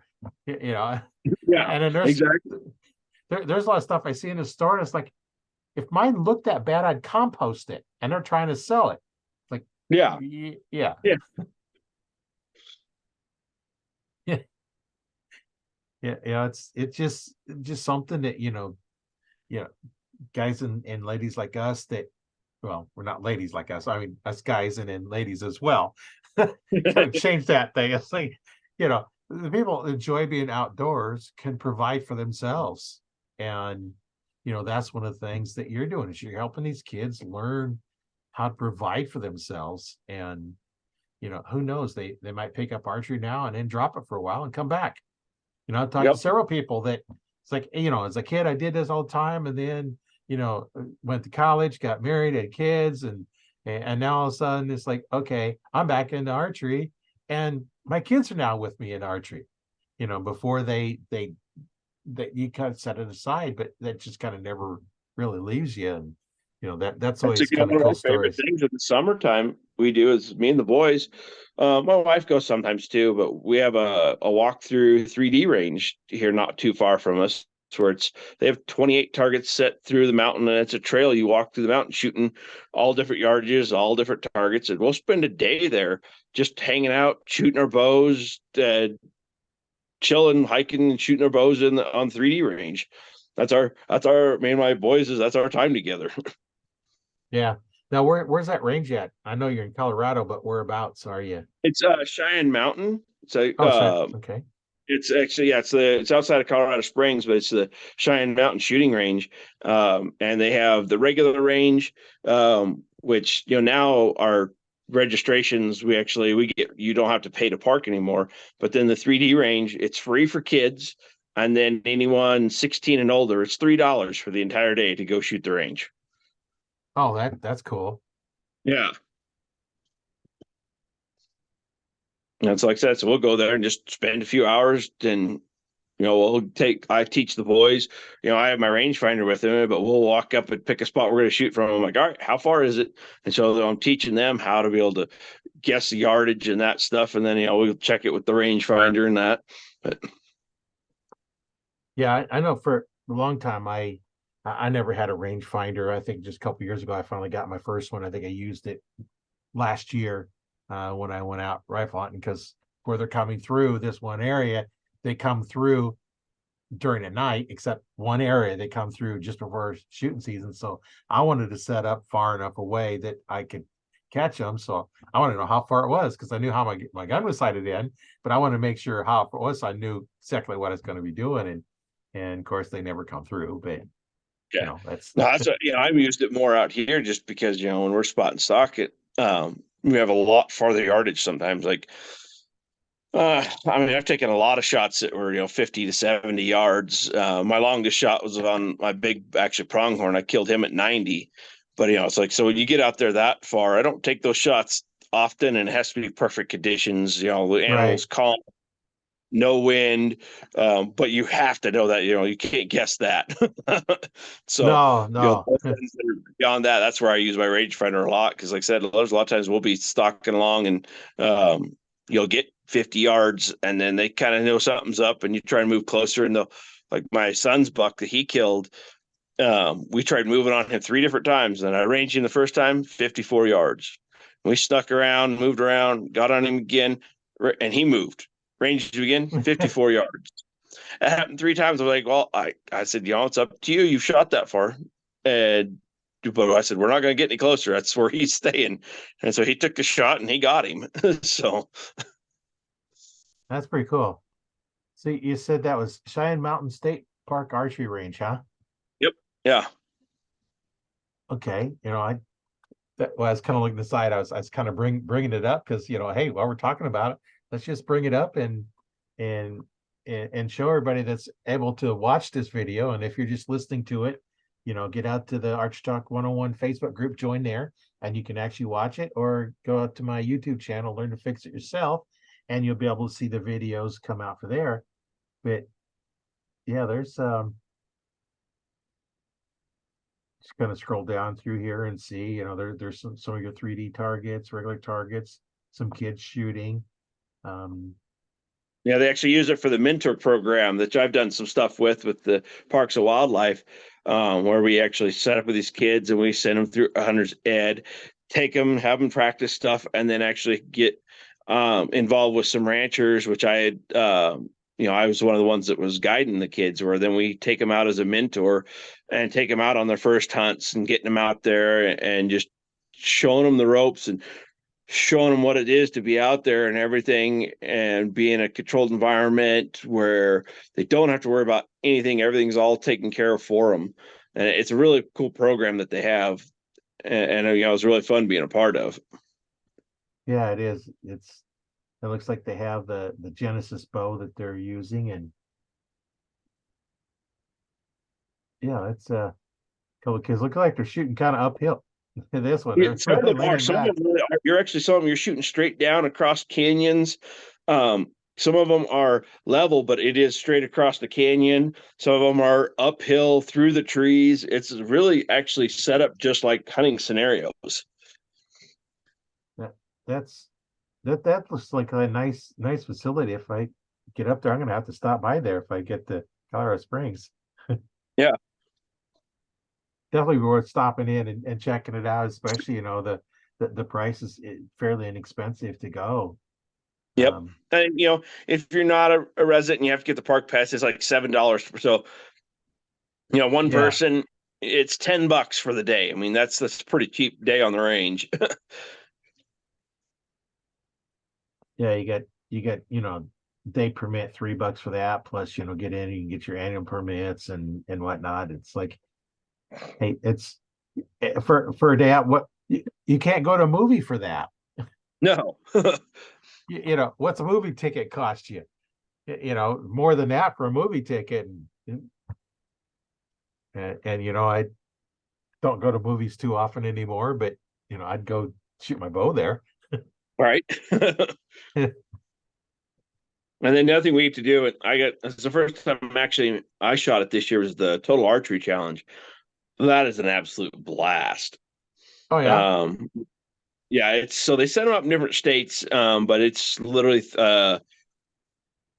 it's three days of shooting, and it's courses. So like here, they do it on one of the ski resorts shut down in the summertime, and they have all these different 3D courses set, and you're hiking. Like the one for the couple of them, you ride the ski lift all the way to the top of the mountain, and then you're hiking through, taking shots in there. Depending on the course you're on, they can be anywhere from 20 yards clear out to like 110 yards on these shots. Now, I mean, if you're not set up for that, you can always move in a little closer for those. But it's really cool. Then down at the end, they have booths and stuff set up, and they have challenges set up where you can win chances to win a new truck and all kinds of new stuff. But it's a lot of fun. And like I said, we did it this summer. Me and one of my pro staff, we went through and shot it, and it was a complete blast. Like some of those targets, whoo, they were tough. Like you're shooting 70 yards across the field and you have a less than a foot to squeeze it between trees to hit the target. Yeah, yeah, that's a challenge in itself. And that's where knowing how your bow shoots at different ranges, when you're doing it, that's why you see a lot of blinds have holes in them, because they didn't realize that, hey, my pin is on it, but my arrow is way lower. Yep. Yeah, we had one target, and literally I took a picture of it, and the two trees on either side of it, it looked like a porcupine. There's so many arrows stuck in them, and you could see where people had pulled their arrows out and left just the points behind. Like my group of 5, I was actually the only one that got one through. I was like, it's one of those things where you release your arrow, and you're like, oh wait, I didn't hear it swack a tree. Okay, I made it through. Yeah, I've done that, where you hit a tree. I shot at this one deer, and I did not see this tree at all, but it was only about an inch and a half diameter. I hit that tree dead center. I thought I hit that deer hard because I heard this thwack. I just thought I just hit a big bone or something, because I shoot muzzies, and they hit a bone, they don't care. They still go through. Yeah. Well, here this was. I got this big old split. My broadhead's buried into this tree. I'm like, okay, I'm not going to unscrew my broadhead. I'm just going to cut through this inch and cut this inch of board, tree off, and take it back out, because little bitty sapling in a big forest. Like, I'm going to keep my broadhead. I just got sharpened blades now. Right. And I actually did that one year on a mule deer. Yeah, we were walking a little trail, and is across a little saddle, and there was one limb going across, but I'm like, I should be fine with where it was on it. I'm like, no, I should be able to either slip that arrow right over, right under, put it on him, say whack. My buddy's like, all right, you got him. I'm like, no, pretty sure I hit the limb in front.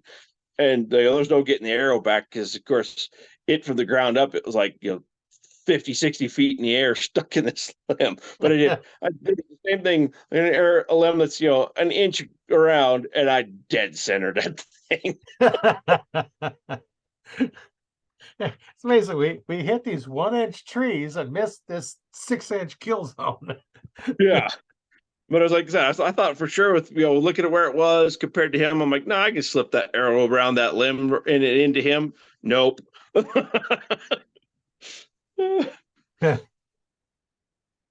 Yeah, you think you can, and you miss. I at one time, I'm in a tree stand, and this deer comes down this trail from behind me over on my right hand side, and I take and I shoot it, and I don't know what I missed. I heard this go swack right in the tree, and it's probably 30, 40 feet up in the air, because I was on top of a hill and the trees were down at the bottom of the valley. So there's no getting. In fact, I never did see which tree it hit. Well, of course, it scared that deer, but the noise is to the far side.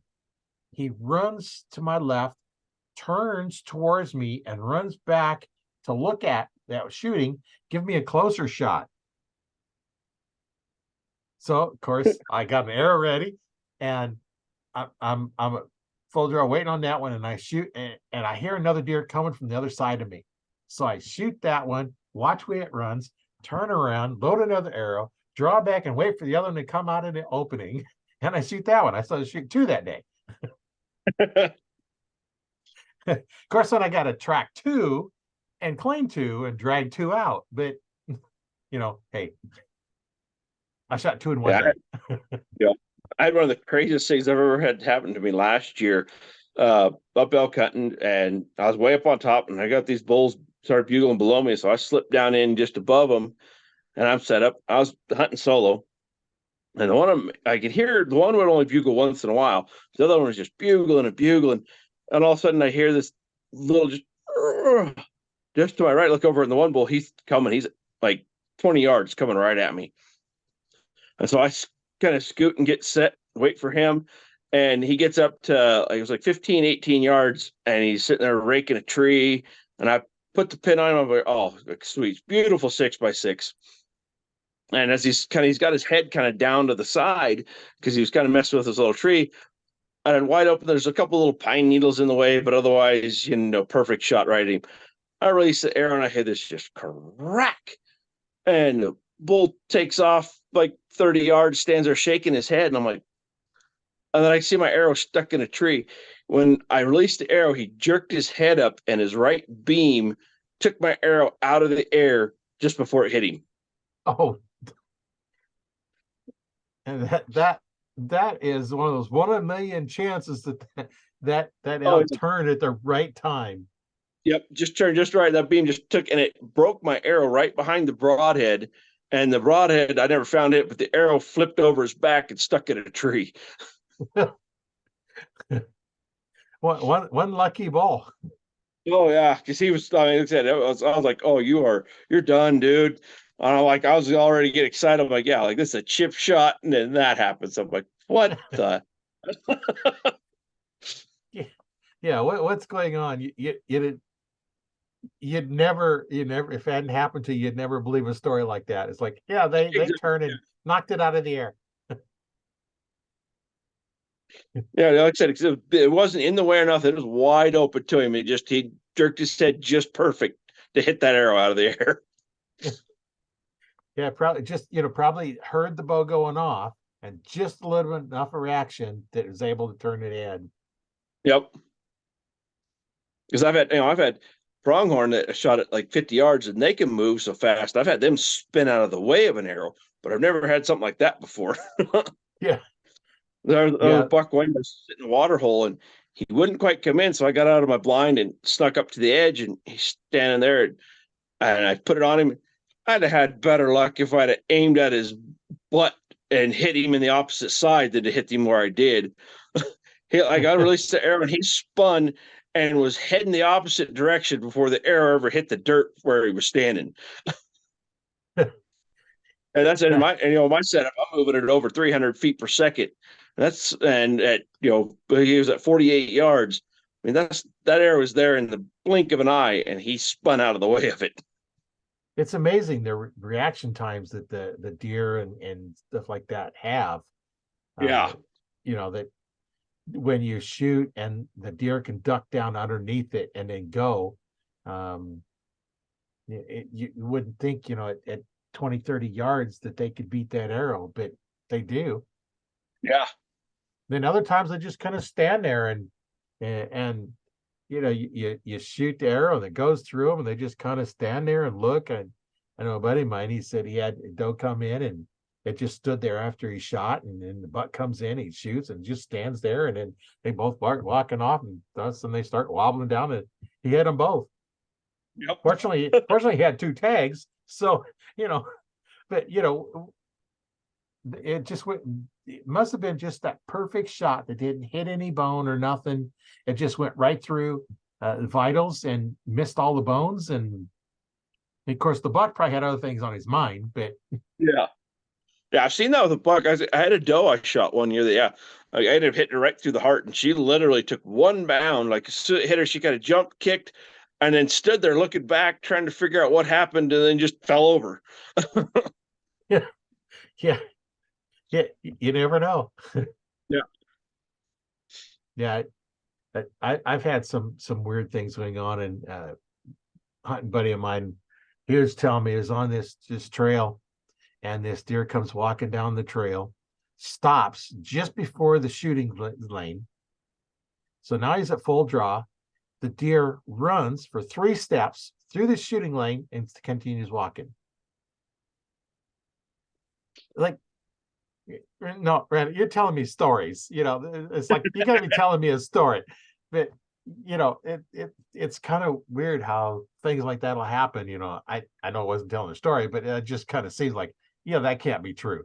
That they stop before the one zone you have to shoot in, and then run through it and continue walking. It was weird when he said that story. It was like, yeah, okay. It's like, hunting in different areas. Like we invited a buddy of ours up from Arizona, and he's hunted elk down there, killed elk, and we try to tell him, like, these elk here in Colorado, they're a lot more pressured. So you got to really listen to him. And, he kept wanting to overcall and ran a couple bulls off that we had coming in because we got to get more aggressive. I'm like, dude, no, they don't want to fight. You could tell the way he's bugling. He'd more answer the cow calls than the bugles. And then we got set up, but I actually had a bull storming in. It's kind of that type of situation. He on a dead run coming, and I'm all tucked in, and I need him to take 3 more steps into the shooting lane, and I'm coming to full draw, and he just skids to a stop, whirls, gone. And I'm like, what the heck? Can't see me, he can't smell me. So I lean out from where I am. I look back, and he's sitting on one knee beside a tree, right at the edge of where it went. So he was silhouetted. And he's like, well, I figured that they wouldn't care. Like, you can be in the wide open. I'm like, not here. These don't know something doesn't look right. And if something don't look right, they're gone. And literally what it was, he just skidded to a stop just before he hit my shooting lane and then gone. Yeah, that's something that, you don't think about different areas. And Yeah. I know there's different places that go, like this public property goes used to hunt that. They're used people all the time. It's no big deal to have people out there. So they're not really afraid of the people. They do learn really quick that it's hunting season. But if you do something out of the ordinary, then they're going to do something different. I've been out where I parked on one side, and I was on the other side of the tracks where we had permission to hunt. We could park on that field there. He owned both sides of the track, but the area he gave us to hunt was across the tracks. I'm in my tree stand. I could see my truck. The deer walked within 5 feet of the back of my truck. They didn't know. They didn't care. So, it wasn't unusual for them to see a truck in the middle of the field. Yeah, well, it's like, some of the areas we hunt, it's public ground, but they're also recreation areas. So there's, around the trails and the little roads and stuff, there's always people. So yeah, they'll come right by vehicles, or if you're walking along, they'll just sit there and watch you. Now, the second you stop longer or step off the trail and do something, then they're like, whoa, wait a minute, you're doing something different. It's like, my buddy had one, like, literally we spotted this buck, and he got out and got set up off the little trail. And the buck just stood there, watched us. He ranged him. This buck just stood there. The second he goes to draw his bow, the buck was like, oh, nope, took off. Like, yeah. It wasn't usual. I know where I was hunting one time. I think I told this story, a couple times ago, but this lady used to walk the old tracks every day. So the deer are used to people walking down the tracks. There are no tracks are gone. They're just gravel now. So it's a trail. And I'm out hunting, and I'm walking out, and I look over to my right. Here's a deer laid down next to the trail, probably 5-7 yards away. I look over at the deer. It looks at me, and I keep walking. It just stayed there. Because I knew if I stopped, it'd be gone. If I tried to come back on it, it'd be gone. I'd have to walk far enough where it just thought I was gone, and then I'd have to come try and sneak back on it. And it was bedded down looking at the trail. So that would have been a hard. I didn't even bother. I just kept going. Yeah. Like, well, when my time today.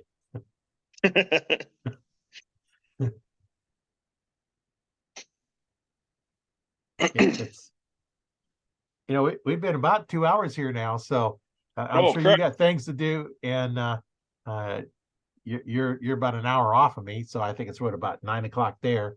Yeah, probably.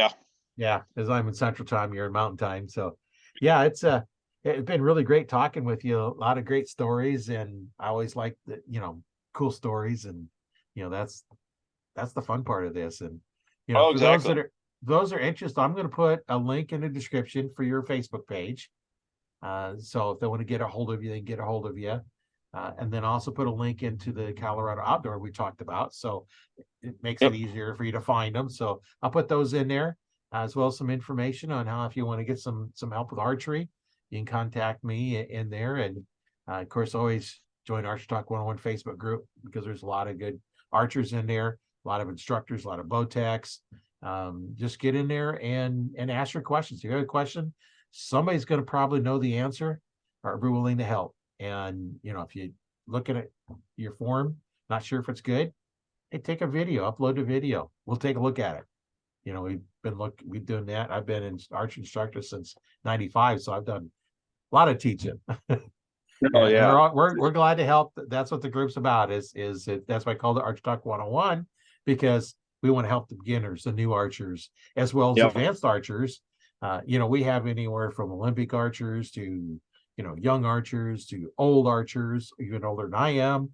Now we got guys that have been shooting in there for 70 years. I've started, in the 60s, shooting my recurve back when there was recurve longbow, wood or fiberglass, wood arrows, and feathers or feathers. Yep. you have either solid feathers or shield, or parabolic, or barred feathers, and then either parabolic or shield cut. So you had a little variations in that, but that's where I started was, 25-pound fiberglass recurve and wood arrows and feather fletchings. Yep. I still shoot feather fletchings, but I've graduated to compound bow, and I do have a recurve, but I've graduated from 25-pound little bow. It's always fun talking archery. That's why I enjoy doing this podcast, is I get to talk to archers all over the world. We talk to guys like you, and being an instructor and stuff, it's always teach people. It's like, I was actually at Cabela's one day. There was a guy in there, and their techs aren't always the greatest. Some of them know what they're doing, but some don't. And he's trying to show this guy how to shoot, and the guy's shooting all over the place. And the tech got called away for something. I walked up to him, I'm like, "Hey, change this one thing." It's like, change your grip. I was like, don't grip the full bow. I was like, rotate your wrist, make your knuckles be that staircase off your riser. I was like, hey, just relax that hand. And he puts 3 arrows, thump, thump, thump, all touching. He looks at me, he looks back at the other guy and goes, "I've been here for half an hour and haven't had an arrow hit the same place yet." it's all a matter of knowing what to Yeah. do, and me with my many years of martial arts, as well as archery and everything else. I teach a little bit different. I teach kind of a closed stance, just because of the training I do. And I don't put my knuckles against it. I just let the hand completely relax, going through the meaty part. We've talked that many times on the podcast. Yeah. But Yep. The way I teach, if your grip is wrong, you're going to smack your arm. Yeah. Guaranteed. If you're gripping that bow, you're going to smack your arm because it's in the way. And Yep. so I developed that to teach it with the knuckle thing, just because the kids didn't understand how to not hit their arm. And so I teach them that you rotate that wrist to where, it's only touching, that right in front of your thumb, and that's it. And just some kids, though, they would want to open their hand and then their fingers up in the way. I'm like, nope. So that's why I started teaching them that real light grip to where it makes that staircase. I was like, you do that and you'll never hit your arm ever. Yeah, and if the proper grip, if you're hitting your arm, either your grip is wrong wrong or your draw link's too long, because that'll force you to extend that arm out there. So those asking us, like, some will say, I hit my arm. No, draw link's too long. What? How do you know that? Because you hit your arm. Draw link's too long. And there's a few things that you learn over the years talking with people, and then I tell them, I found out that an archer, you use a wrist sling. Well, quit pulling the trigger. What? How do you know I'm doing that? I've been doing this too long. You're pulling the trigger. That's why I would, both my boys now shoot a thumb, because they kept wanting to pull that trigger. They couldn't just let it squeeze. So I'm like, all right, we're going to a thumb. Yeah. Well, and those, if you do it wrong, you're going to smack yourself in the mouth all the time. Yep. Yeah. If you don't have that in there, that thumb off of that and pull back. And I put the knurled part. I don't have the knurled part on mine anymore, so I took it off because I don't like it. I put the trigger right here in the seam between the thumb and index finger. And it's just a flex. Yeah. You just flex that pull hand. through. Yep. Now, if I want to, I can just tighten my fist up and it'll go off, but that's not how I shoot it. I pull through, and as long as you have a grip. Now on mine, I can take my thumb and put pressure on the release itself. So I can put a little pressure on it there, and it won't fire. I can squeeze more and more, but if I make a fist, it'll fire. But as I pull through, that forces me in that position. That's why I use that when it's not super cold, because otherwise my glove is basically got the back of my hand is covered and Mm-hmm. a little bit of tops of my fingers, but it's open where my thumb is there and my fingers are open so I can feel the release. Otherwise, if I Yep. can't feel the release, I don't know where it's at. And then with one of those, you don't want to not know where it's at. Now, I have a Scott wrist strap that I use when it gets cold because then the only thing I need is, basically my index finger out of the glove. Yeah. So I can have everything else. I can keep it in my pocket, keep it warm. My release hooks to my loop on the string. So I'm reaching down and grabbing this, whatever temperature is, if it's 30 degrees out, that release is 30 degrees. Like I put that in my cold aluminum in my hand, like, that. No. So I go to the other release. And the way I have it set up, it doesn't matter which release I use. It shoots exactly the same. Yeah, see, I Because I can't. don't. I've never. I mean, I could work with it, and I know I could get it, but the thumb ones don't really work for me because the way I do my anchor point is I actually put my last knuckle here at the back of my ear, and having it turn like this, it messes with me. It's me totally. It messes with my anchor point, and so that's why I'm like, nah, I'm gonna just stick with my one, just because I have that Right. set. I know that's perfect set right there. And that's what I teach, the index knuckle right at the Yep. back of the jaw. There's a pocket back there. It's Yep. also a pressure point we use in martial arts too. But It is. a stimulated point inflicts pain until you stop stimulating it. So it's one of those that is works for, stimulating, but you put your knuckle back there. Well, I have a kisser button I put on, and then my nose and the peep. So I got those three lined up. I don't care what my hand does. So I can use that, or I can use the handheld because my hand changes positions. So depending on which release I have is where I'm anchoring on my jaw. But when I have that one, Yeah. I with the headphones on them, those that can't see, I'm wearing headphones because it makes it easier to see or hear. Yeah. Okay, I'm getting tired. So I can't demonstrate the anchor point because the headphones in the way. But yeah, you go through and there's just a lot of things that all relate to the different techniques. And basically, you probably thought what works for you, stay with. Yeah. No, that's just it. Once you find this, what works for you, then you're hitting consistently and you're not stick with it. Don't mess with things. Yeah, I've had guys come in. I had one guy come into the shop when I had the shop, and we did, we used to call it super tune, where you go in and you tune everything as well. You Mhm. set the third axis on your side, and so you're shooting up or downhill. You're still level all the way through, and it wasn't a day later he come back and he had made changes to the bow already. Like, okay, you just paid me another $50 on top of a normal tune to do all this extra work, and then you go change something. It's like, oh. Yeah. Yeah. It's Well, like, okay. yeah, and we get a lot of people coming out here that are used to hunting the Midwest and they can't shoot up and down hills because, well, I was thinking my business partner in the show, he went back to Kentucky hunting for a while and he missed $2 because he was the opposite. He's used to shooting up and downhill and didn't account for shooting out of a tree stand because when you're shooting out of a tree stand, it's different versus even though the angles are the same. When you're out of the tree stand, you don't have the gravity. Whereas when you're shooting up and downhill, you actually hold opposite. So, like, if you're shooting uphill here, you want to aim low because your arrow will go high. Whereas shooting downhill, you aim really low because your arrow, or the other way, when you're shooting downhill, you aim low because your arrow flies so much higher. Versus uphill, you got to aim high because it'll pull down and go low. Whereas out of a tree stand, you don't have that. It's, you just got to make sure your angle of exit is right. Whereas, like I said, I've had here where if you put on shooting downhill, and if it's a 30-yard shot and you put your 30-yard pin dead on, there's a good chance you shoot over that animal. You Right. actually have to. That's why, like the rangefinder I use, it actually gives you you have to know the math, but it gives you the percent of angle. And so you know how much to take off of that. Some of them will give you and mine will do that too. It'll calculate then what the actual shot yardage is versus the actual straight range because it's totally different. Like whereas shooting out of tree stand, that distance doesn't change. You just got to make sure your angle of exit is good. And that's it. He kept shooting high because he would think he would shoot. He shot really low. The first buck he did, he thought his bow was off because he held right at the armpit and just glanced off the rib cage and went in the ground.